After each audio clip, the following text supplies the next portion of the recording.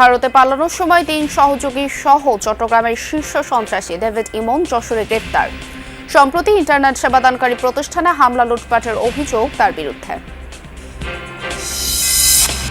প্রধানমন্ত্রীর সাথে textile mills অ্যাসোসিয়েশনের নেতাদের সাক্ষাৎ। শিল্প খাতে গ্যাস সংকট নিরসনে উদ্যোগ নেওয়ার আশ্বাস তারেক রহমানের।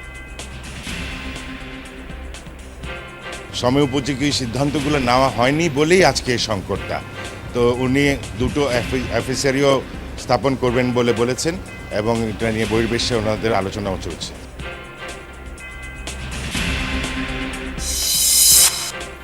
এনসিপি ও বিএনপির পাল্টাপাল্টি কর্মসূচি ঘিরে হবিগঞ্জ পৌর এলাকায় ১৪৪ ধারা জারি। কর্মসূচি পালনে মৌলভীবাজার থেকে রওনা হয়েছেন জাতীয় নাগরিক পার্টির নেতারা। স্থানীয় সরকার নির্বাচনে এমপিওভুক্ত শিক্ষকদের প্রার্থী হওয়ার সুযোগ দেওয়ার আহ্বান জামায়াতের।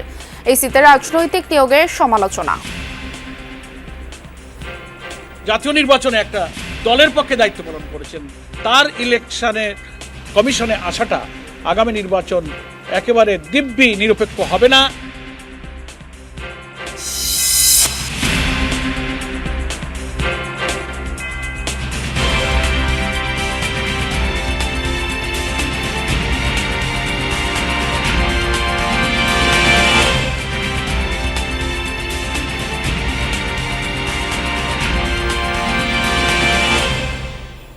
আমন্ত্রণ যমুনা নিউজে, আপনাদের সঙ্গে আছি আমি স্নিগ্ধ পুরবী। আর এতক্ষণ শিরোনাম দেখছিলেন।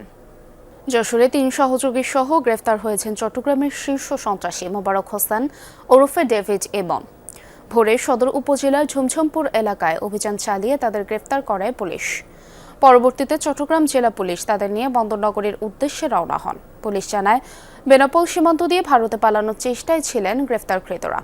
২০২৫ সালে চট্টগ্রামের বাকুলিয়া জোড়াখোন ও পতেঙ্গা সমুদ্র সৈকতে সন্ত্রাসী ঢাকাইয়া আকবর হত্যা মামলা সহ অন্তত ৯টি ফৌজদারি মামলার আসামি ইমন। পলাতক শীর্ষ সন্ত্রাসী বড় সাজ্জাদের হয়ে চট্টগ্রামে অপরাধ কর্মকাণ্ড পরিচালনায় নেতৃত্ব দেওয়া ২ প্রধান ব্যক্তির একজন মোবারক হোসেন। এর আগে ছোট সাজ্জাদ গ্রুপের নেতৃত্ব দিতেন তিনি। ছোট সাজ্জাদ বর্তমানে কারাগারে থাকায় বর্তমানে চট্টগ্রামে অপরাধ কর্মকাণ্ড পরিচালনা করছেন মোবারক হোসেন ওরফে ডেভিড ইমন, এমন তথ্য জানিয়েছে পুলিশ। সবশেষ ২ কোটি টাকা চাঁদা না পেয়ে ইন্টারনেট সেবাদানকারী প্রতিষ্ঠান DDN-এ হামলা চালায় ইমনের সন্ত্রাসী বাহিনী। এর আগে চাঁদা না পেয়ে গার্মেন্টস ব্যবসায়ীর বাসায় ভারী অস্ত্র দিয়ে হামলা চালায় ডেভিড ইমনের সহযোগীরা। তার যে গতিপথ ছিল তাতে আমরা অনুমান করি সে যশোরে যাচ্ছিল, যশোর থেকে ভারতের উদ্দেশ্যে যাচ্ছিল।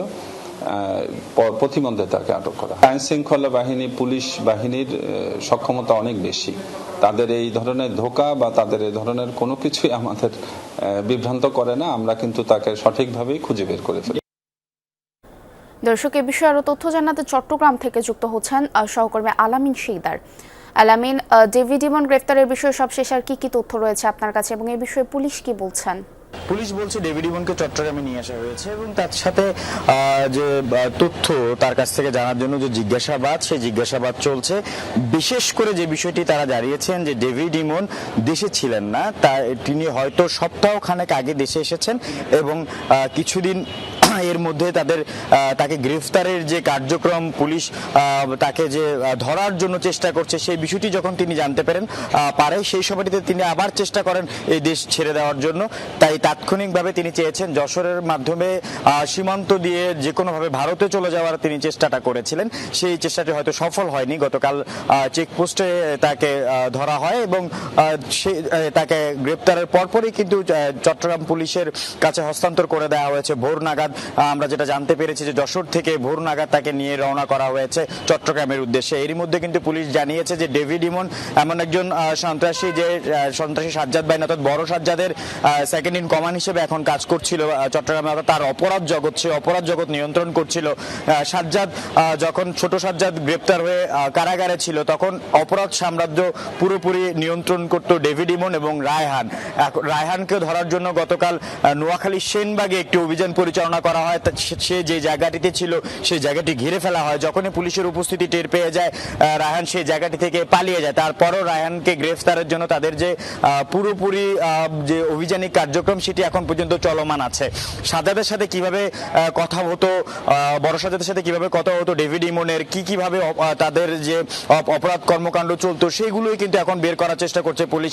পুলিশ বলছে যে সকল সন্ত্রাসী বাহিনীগুলো রয়েছে তারা এই বিষয়টি থেকে হয়তো শিক্ষা নেবে, যে কোনো তিনি কিন্তু স্পষ্ট করে বলেছেন এডিশনাল ডিআইজি চট্টগ্রাম রেঞ্জের নাজিমুল হক, তিনি বলেছেন যে এই ডেভিড ইমন অনেকটা প্রকাশ্যে এসে বক্তব্য রাখতেন এবং অডিও বার্তা তার ফাঁস হতো, সেখানে তিনি অনেকটা পুলিশকে জিজ্ঞাসা করে জানতে বলতেন যে তিনি কে। এই ধরনের একটা দম্ভ তার মধ্যে ছিল। এই গ্রেফতারের মাধ্যমে প্রশাসন বলছে যে তার দম্ভ তারা গুড়িয়ে দিয়েছেন এবং অন্যান্য যে সন্ত্রাসীরা রয়েছেন যারা চাঁদাবাজি, সন্ত্রাসী কার্যক্রম, খুন এই ধরনের কার্যক্রমে লিপ্ত রয়েছে এবং বড় ধরনের কোনো বাহিনী গড়ে তুলতে যারা চাচ্ছে তাদেরকে একটি সতর্ক বার্তা তিনি দিয়েছেন। অর্থাৎ কালকে যদি কোনোভাবে ডেভিড ইমনকে গ্রেফতার করা না যেত তাহলে কিন্তু ইমন ইতোমধ্যে গ্রেফতার হয়েছে এবং তার অন্য আরেক সহযোগী রায়হানকে গ্রেফতারের জন্য আইন শৃঙ্খলা বাহিনী তৎপর। ধন্যবাদ আপনাকে, এমনটাই জানাচ্ছিলেন আপনি। রাজধানীর মোহাম্মদপুর ও আদাবরে চাঁদাবাজি, মাদক কারবার, কিশোর গ্যাং নিয়ন্ত্রণ, বিএনপির নেতা হত্যাকাণ্ডে অভিযুক্ত মনোয়ার হোসেন জীবন ওরফে লিদু হাসানকে গ্রেফতার করেছে র্যাব 2। দুপুরে মিডিয়া সেন্টারে সংবাদ সম্মেলনে র্যাব জানায়, গত রাতে মোহাম্মদপুরের থানাধীন মোহাম্মদিয়া হাউজিং সোসাইটি এলাকায় বিশেষ অভিযান চালিয়ে তাকে গ্রেফতার করা হয়। লিদু হাসানের বিরুদ্ধে হত্যা, অস্ত্রমাদক সহ বিভিন্ন অপরাধে রাজধানীর বিভিন্ন থানায় মোট 32টি মামলা রয়েছে। মোহাম্মদপুরের নবোদয় হাউজিং ইউনিট বিএনপির সাধারণ সম্পাদক আবুল বাশার বাদশাহ হত্যার মামলার অন্যতম প্রধান অভিযুক্ত তিনি। গ্রেপ্তার লেদু হাসানি আসামি পারভেজকে অস্ত্র সরবরাহ করত বাদশাহকে হত্যা করার জন্য। র্যাব 2 এর অধিনায়ক দাবি করেন, মোহাম্মদপুরে আগের চাইতে ছিনতাই, চাঁদাবাজি, সন্ত্রাসী কার্যক্রম কমে এসেছে।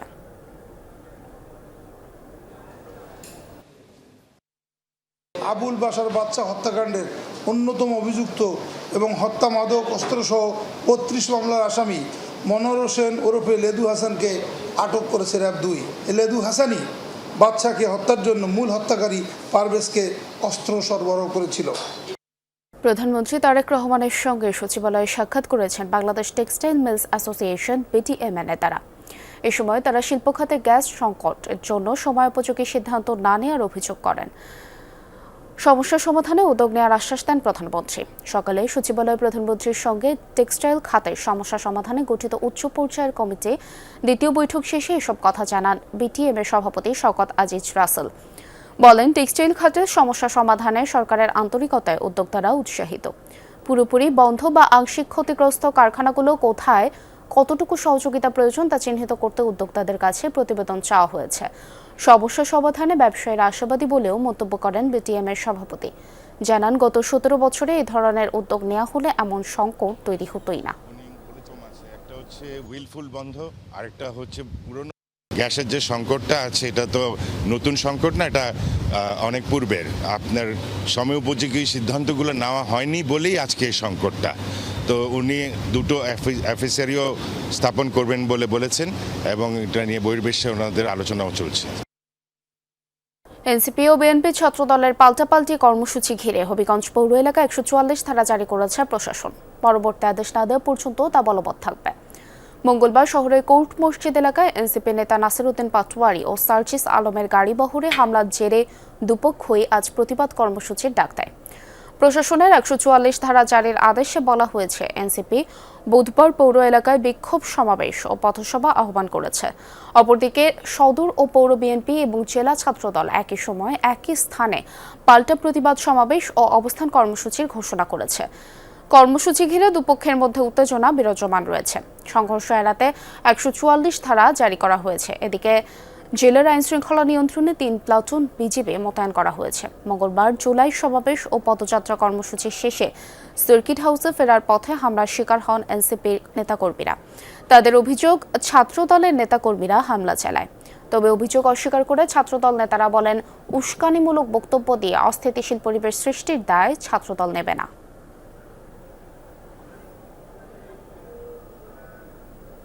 কালকের কনসিকুয়েন্স হিসেবে আজকের যে প্রোগ্রাম এটা নিয়ে আমরা ইয়েতে আছি, বাট আমাদের কাছে অভিযোগ আজকে দিবে বলছে, যে অভিযোগ আসলে আমরা তার পরবর্তীতে আলাপ আলোচনা করে যেটা করা যায় সেটাই করবো। এদিকে মৌলভীবাজার থেকে হবিগঞ্জের উদ্দেশ্যে রওনা দিয়েছেন এনসিপি নেতাকর্মীরা। বিকেলে 3:30টার দিকে 10 থেকে 15টি গাড়ির বহর নিয়ে নাহিদ ইসলামের নেতৃত্বে রওনা হন তারা। কেন্দ্রীয় নেতৃবৃন্দের মধ্যে আছেন সার্জিস আলম, হাসনাত আবদুল্লাহ, নাসির উদ্দিন পাটোয়ারি। রওনা হওয়ার আগে সার্জিস আলম বলেন তারা আইনের প্রতি শ্রদ্ধাশীল। হবিগঞ্জে কর্মসূচি ঠেকাতে প্রশাসন পরিকল্পিতভাবে 144 ধারা জারি করেছে বলেও অভিযোগ করেন তিনি। একটা বিক্ষোভ মিছিল করব এবং আমাদের সেখানে কথা বলার কথা রয়েছে মিছিল পরবর্তী সময়। এই যে গতকালকের যে ঘটনাগুলো হলো, এগুলো পুরো দেশের মানুষের জানা উচিত। আমরা দেখতে চাই আসলে যে বিএনপি সরকার এবং প্রশাসন তারা আমাদেরকে কিভাবে দমন পীড়ন করতে চায়, কিভাবে আমাদের রাজনৈতিক অধিকার খর্ব করতে চায়, এটা আমরাও দেখতে চাই। দর্শক, এ বিষয়ে আরো জানাতে হবিগঞ্জ থেকে যুক্ত হচ্ছেন সহকর্মী প্রদীপ দাস সাগর। প্রদীপ, শহরের সার্বিক পরিস্থিতি কেমন দেখছেন এবং কর্মসূচি নিয়ে দুদলের নেতারা কি বলছেন? তবে আমরা অত পরবর্তীতে বলতে পারবো যদি এনসিপি আসেন এই ছিল নেতৃবৃন্দ তারা যেটি বলছেন যে তারা যেহেতু সরকার জেলা প্রশাসনের পক্ষ থেকে 144 ধারা জারি করা হয়েছে, তারা সেটি মেনে তাদের যে কর্মসূচি রয়েছে সেটি তারা আপাতত কোনো ধরনের কর্মকাণ্ডে তারা যাবেন না। তবে যদি অন্য কোনো সংগঠন তাদের কর্মসূচি বাস্তবায়ন করতে চায় তবে তারা সেটি তার জন্য রাজপথে হয়তো নামবেন। আর এনসিপি নেতৃবৃন্দ যেটি বলছেন যে তারা তাদের যে পূর্ব নির্ধারিত যে কর্মসূচি রয়েছে, প্রতিবাদ মিছিল, বিক্ষোভ মিছিল এবং বিক্ষোভ সমাবেশ, সেটির জন্য তারা প্রস্তুতি পুরোদমে রেখেছেন। এবং এরই মধ্যে যেহেতু মৌলভীবাজার থেকে এনসিপির নেতৃবৃন্দ নাহিদ ইসলামের নেতৃত্বে তারা রওনা দিয়েছেন হবিগঞ্জের উদ্দেশ্যে, তারা তাদের প্রস্তুতি এখানে রেখেছেন। আর পুলিশ সুপারের সাথে আমার কথা হয়েছে, তিনি যেমন জানিয়েছেন যে উভয় যে দুই রাজনৈতিক দলের নেতৃবৃন্দের সাথেই তারা আসলে যোগাযোগ করেছেন, তাদেরকে অনুরোধ জানিয়েছেন যেন জেলার আইন শৃঙ্খলা পরিস্থিতির অবনতি হয় এমন কোনো কাজ যেন তারা না করেন এবং 144 ধারার যে বিষয়টি সেটি যেন তারা মেনে চলেন।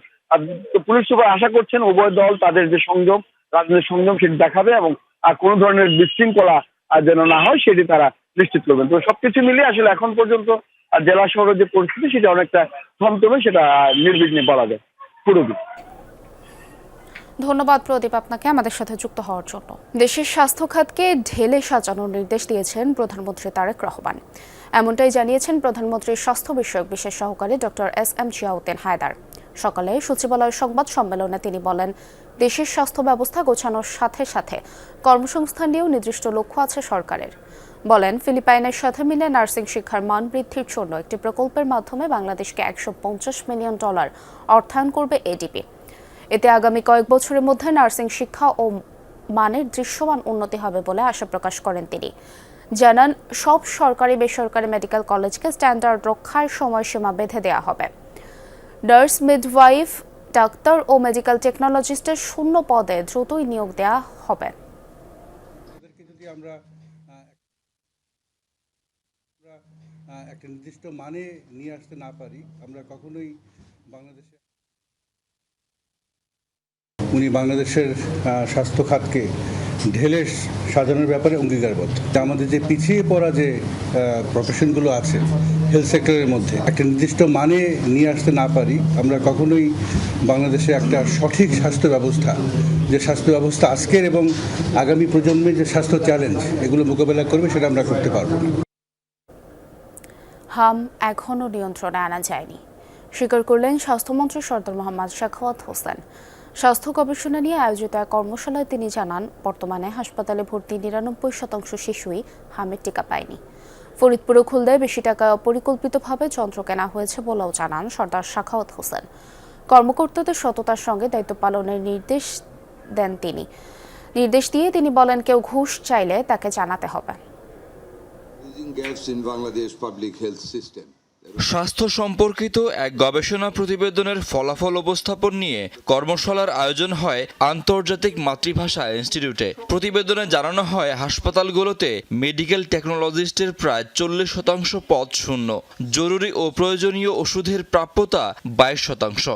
ন্যাশনালি 6406টা স্যাংশন পোস্ট, সেখানে আছে বর্তমান কার্যরত আছে ৩,৮৯২। সো এই human resource gap is a very important one. স্বাস্থ্যমন্ত্রী বক্তব্যে স্বাস্থ্য খাতের নানা অব্যবস্থাপনা তুলে ধরেন। বলেন, সরকারি কেনাকাটায় এমন কিছু শর্ত দেয়া হয় যাতে অন্য কেউ অংশই নিতে না পারে। পছন্দের লোকই যেন কাজ পায় তার নিশ্চিতে তৎপর থাকে অসাধুরা। অপরিকল্পিতভাবে কেনা যন্ত্র নষ্ট হচ্ছে বলে জানান মন্ত্রী। 11 কোটি টাকার মেশিন আওয়ামী লীগ আমলে 18 কোটি টাকা দিয়ে 2টা রেডিওথেরাপির মেশিন কেনা হয়েছে। একটা পড়ে আছে ফরিদপুরে, একটা পড়ে আছে খুলনায়। যে 2টা হাসপাতালের জন্য আনছিল, দে হ্যাভ নো ব্যাংকার। ওই মেশিন লাগাইতে রেডিও ব্যাংকার লাগে। ব্যাংকার নেই, কিনেছে কেন? To earn A margin of টাকা 6 crores পার মেশিন। চিকিৎসকরা হাসপাতালের পাশে ক্লিনিক করলে সেখানে স্বাস্থ্যসেবা নিশ্চিত করা কঠিন বলেও মন্তব্য করেন মন্ত্রী। তার বিশ্বাস, স্বাস্থ্য খাতে যে বাজেট দেয়া হয়েছে তা দিয়ে সর্বোচ্চ সেবা নিশ্চিত করা সম্ভব। সিনসিয়ারলি কাজ করেন, 1 টাকা অডিটকে ঘুষ দিতে হবে না। If I am honest, nobody, আমাকে ভয়রানি করতে পারে কেউ, কিন্তু আমাকে কেউ ভয় দেখাইতে পারবে না, আমাকে জেলে নিতে পারবে না।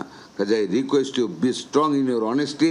You have not to pay any money to the auditor. যদি অডিটার টাকা চায়, and if you know you're honest, don't give the money, come to me, I will face the consequences.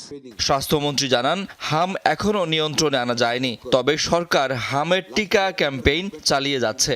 Last caretaker গভর্নমেন্টকে যখন UNICEF অনুরোধ করেছে, you will be in problem, you buy the vaccine, তারা কিনে নাই, delegated প্রাইসে ইউনিসেফের নেবে না, প্রাইভেট কিনবে। জানি না কি কারণে বলছে, আমি কোনো সমালোচনা না বুঝে করবো না, but they did a very gross mist. এখনো কিন্তু আমরা বিজনেসটাকে 100% কন্ট্রোলে আনতে পারি না। এখন হামে যারা এফেক্টেড আসতেছে 99% আনভ্যাকসিনেটেড বেবিস।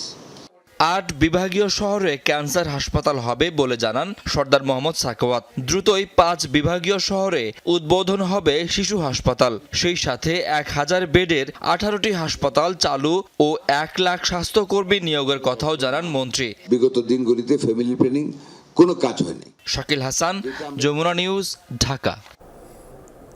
এমপিওভুক্ত শিক্ষকরা স্থানীয় সরকার নির্বাচনে অযোগ্য হবেন, ইসির এমন সুপারিশের আপত্তি জানিয়েছেন জামায়াতে ইসলামী। সকালে নির্বাচন ভবনে কমিশনারদের সঙ্গে বৈঠকে দলটি এই আপত্তির কথা জানায়। বৈঠক শেষে দলটির সেক্রেটারি জেনারেল মিয়া গোলাম পরওয়ার বলেন, সংবিধানে এমপিওভুক্ত শিক্ষকরা নির্বাচন করতে পারবেন না এমন কিছু নেই। তারা জাতীয় নির্বাচনে অংশ নিতে পারলে স্থানীয় নির্বাচনে কেন পারবেন না, এমন প্রশ্ন তুলে পূর্বের বিধান বহাল রাখার দাবি জানায় জামায়াত। এ সময় নির্বাচন কমিশন সচিবালয়ে অতিরিক্ত সচিব হিসেবে সদ্য নিয়োগ পাওয়া মোহাম্মদ শামসুল আলমের নিয়োগ বাতিলের দাবিও জানিয়েছে দলটি। ইসির সঙ্গে বৈঠকে জামায়াতের নেতারা বলেন, রাজনৈতিক নিয়োগ নিরপেক্ষ নির্বাচনে বাধা। নিষিদ্ধ দলগুলোর পদধারীরা যেন নির্বাচনে অংশগ্রহণ করতে না পারে তাও নিশ্চিতের দাবি জানিয়েছে জামায়াত। গোলাম পরওয়ার বলেন, স্থানীয় সরকার নির্বাচন কবে হবে সেটির ঘোষণা দেওয়া ইসির দায়িত্ব, মন্ত্রী বা কোনো দলের নেতার নয়। নির্বাচন যেখানে রিলেটেড এবং যে নির্বাচন নিরপেক্ষ করার জন্য এটা একটা সাংবিধানিক বিরাট প্রতিষ্ঠান, এখানে কোনো পলিটিক্যাল ব্যক্তি যিনি একেবারে সদ্য বিগত যে জাতীয় নির্বাচনে একটা দলের পক্ষে দায়িত্ব পালন করেছেন, তার ইলেকশনে কমিশনে আসাটা আগামী নির্বাচন একেবারে দিব্যি নিরপেক্ষ হবে না, একদিকে নিয়ে যাবে, এই উদ্দেশ্যে তারা এখানে অ্যাপয়েন্টমেন্ট দিয়েছে। বিদেশি এয়ারলাইন্সগুলোর চ্যালেঞ্জ মোকাবেলায় আকাশপথের ব্যবসা সম্প্রসারণের মাঠে নেমেছে দেশের উড়োজাহাজ সংস্থাগুলো। সরকারি সংস্থা বাংলাদেশ বিমানের বহরে নতুন করে 14টি উড়োজাহাজ যুক্তের ঘোষণার পর নিজেদের বহরে আরও 21টি অত্যাধুনিক বোয়িং যুক্ত করার ঘোষণা দিয়েছে ইউএস বাংলা। সকালে রাজধানীর একটি হোটেলে আয়োজিত অনুষ্ঠানে আমেরিকান উড়োজাহাজ কোম্পানি বোয়িং ও ইউএস বাংলা এয়ারলাইন্সের মধ্যে এ সংক্রান্ত চুক্তি সই হয়েছে। অনুষ্ঠানে প্রধান অতিথি হিসেবে উপস্থিত ছিলেন বেসামরিক বিমান পরিবহন ও পর্যটন প্রতিমন্ত্রী এম রশিদুজ্জামান মিল্লাত। এছাড়াও পররাষ্ট্র উপদেষ্টা হুমায়ুন কবির, বাংলাদেশে নিযুক্ত যুক্তরাষ্ট্রের রাষ্ট্রদূত বেন্টি ক্রিস্টেনসন, বোয়িংয়ের ভাইস প্রেসিডেন্ট পল রিগি, ইউএস বাংলা এয়ারলাইন্সের ব্যবস্থাপনা পরিচালক মোহাম্মদ আবদুল্লাহ আল মামুন সহ সরকারি ও বেসরকারি উচ্চপদস্থ কর্মকর্তারা উপস্থিত ছিলেন। অনুষ্ঠানে জানানো হয়, প্রায় $1.5 বিলিয়ন মার্কিন ডলার বিনিয়োগে নতুন উড়োজাহাজগুলো যুক্ত হওয়ার পর দক্ষিণ ও দক্ষিণ পূর্ব এশিয়া, মধ্যপ্রাচ্য সহ বিভিন্ন আন্তর্জাতিক রুটে ফ্লাইট বাড়ানোর পরিকল্পনা করছে US Bangla. Fortifying our national capabilities, reducing dependence on foreign expertise, and ensuring that more of the value created by our growing aviation industry remains within our own economy. Together we are not simply expanding an airline, we are building the future of Bangladesh aviation. I wish U.S. Bangladesh every success to further increase their fleet to the leasing and purchasing of additional Boeing-built narrow-bodied and wide-body aircraft to increase their fleet, train your next generation of pilots, expand operations, and connect Bangladesh to many more countries. And I say that not just as the U.S. ambassador, but also as a passenger. ঢাকায় high commissioner হিসেবে দায়িত্ব নেওয়ার পর প্রথমবারের মতো পররাষ্ট্র মন্ত্রণালয়ে গিয়েছেন বাংলাদেশে নিযুক্ত ভারতীয় হাইকমিশনার দীনেশ ত্রিবেদী। বিকেল 4টায় পররাষ্ট্রমন্ত্রী ডক্টর খলিলুর রহমান ও প্রধানমন্ত্রী শামা ওবায়দ ইসলামের সাথে বৈঠক করেছেন তিনি। গত 12 জুন বেনাপোল স্থলবন্দর হয়ে সড়কপথে ঢাকা আসেন ভারত সরকারের মন্ত্রী পদমর্যাদার এই হাইকমিশনার। 25 জুন রাষ্ট্রপতির কাছে পরিচয়পত্র পেশ করে আনুষ্ঠানিক কূটনৈতিক জীবনের পথচলা শুরু করেন ভারতের কেন্দ্রীয় সরকারের সাবেক এই মন্ত্রী।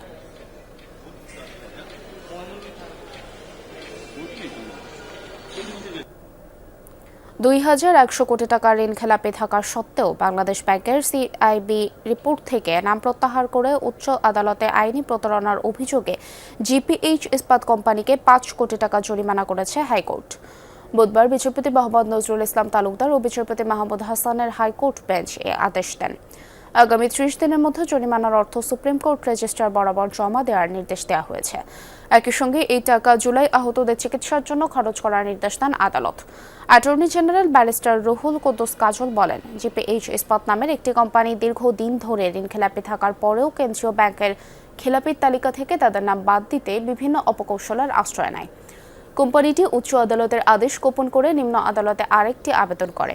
সেখানে ব্যর্থ হয়ে উচ্চ আদালতে অপর একটি বেঞ্চে একই গ্রাউন্ডে আরেকটি আবেদন করে, যেটি পুরোপুরি প্রতারণার শামিল বলে জানান অ্যাটর্নি জেনারেল।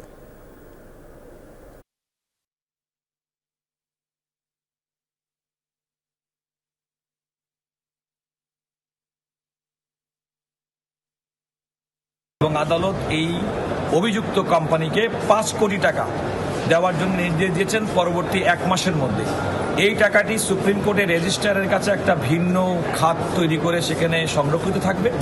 আদালত এও নির্দেশ দিয়েছেন রেজিস্ট্রার জেনারেল মাননীয় প্রধান বিচারপতির সঙ্গে পরামর্শক্রমে এই টাকাটি আহত জুলাই যোদ্ধাদের উন্নত চিকিৎসার জন্যই তারা ব্যবহার করবেন। পরিবেশ ও জীববৈচিত্র্যের সামঞ্জস্য আনতে না পারলে টেকসই উন্নয়ন সম্ভব নয় বলে মন্তব্য করেছেন পরিবেশ মন্ত্রী আব্দুল আওয়াল মিন্টু। সবাই হই সচেতন, বাঘ করি সংরক্ষণ। এই প্রতিবাদে বিশ্ব বাঘ দিবস উপলক্ষে রাজধানীর আগারগাঁওয়ে বন অধিদপ্তরের আলোচনায় সভায় এমন মন্তব্য করেন তিনি।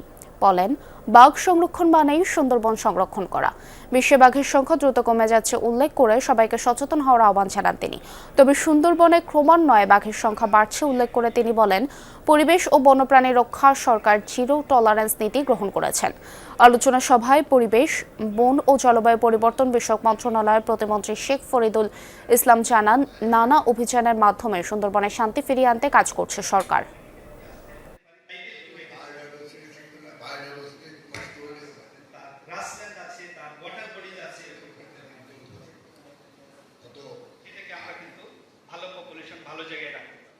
জীববৈচিত্র্য, জলাভূমি, বন ও বন্যপ্রাণী সংরক্ষণ ও নিরাপত্তা বিধান করা রাষ্ট্রের দায়িত্ব। আমি মনে করি শুধু রাষ্ট্র না, এটা প্রতি মানুষের দায়িত্ব। প্রত্যেকে যদি আমরা নিজের দায়িত্ব বহন না করি তাহলে কিন্তু কোনো সমাজের কোনোদিন উন্নয়ন হবে না। তাই আসুন আমরা সকলে নিজ নিজ অবস্থান থেকে বাঘ সংরক্ষণের দায়িত্ব পালন করি।